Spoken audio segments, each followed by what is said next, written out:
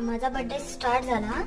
नवऱ्याने डोळ्याला रुमाल बांधून गाडीमध्ये बसवलं आणि मला माहीतच नव्हतं की घेऊन कुठे जाणार आहे, नक्की प्लॅन काय, सरप्राईज काय. हां, हातामध्ये फ्लावर्स दिले. गाडीत बसताही येत नव्हतं व्यवस्थित डोळे बांधल्यामुळे.